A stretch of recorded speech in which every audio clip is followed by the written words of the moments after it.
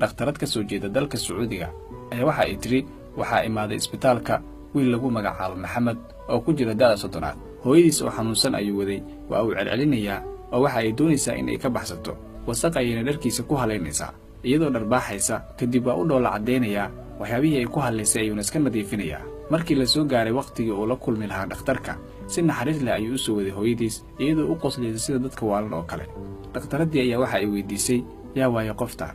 waxa uu ku yiri waa hooyaday maxaa ku dhacay marka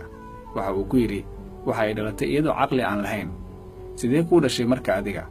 awowgay ayaa u guuriyay aabahay si ay carruur u dhasho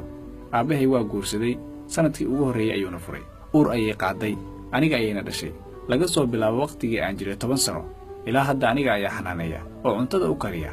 haddii aan doono in aan jiiftana xarig ayaan lugteeda ku xiraa si aysan iga baxsan oo aan u waayin waxa ay ku tiri maxaad u keentay halkaan waxa uu ku yiri waa ay xanuunsan tahay hooyadii waa ay qoslaysaa dharkiisa ayayna haleynaysaa isagoo u dhoola cadeynaya ayuu gacmaha ka qabanaya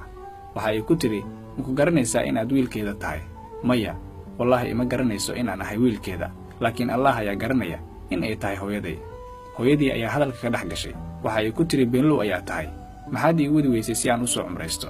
waxa uu ku yiri hooyo soo kuma dhihin waan ku wadayaa dhakhtaradii ayaa waxa ay tiri oo hadda cumro miyaad u wadaysaa waxa uu ku yiri mar walba oo ay weydiiso waan u wadaa ma doonayo waxa ay ku hamisay anigoo awooday in aan sameeyo in aan ka hor istaago iridda ayay ka baxeen isaga iyo hooyadiis markii ay hawshoodii dhamaysteen albaabka ayay xiratay dhakhtaradii ilin ayayna isku celin weysay waxa ay tiri waan maqlay baarinimo laakiin wiil dhalinyaro ah oo hooyadiis aysan garanayn una adeegaya oo waxa ay doonayso u sameynaya waa wiil baariya oo awooda in uu geeyo hooyadiis goobaha lagu xanaaneeyo dadka xanuunsanaya laakiin aan sameyn oo isaga gacantiisa ku xanaaneynaya si albaabka jannada mar walba ugu furnaado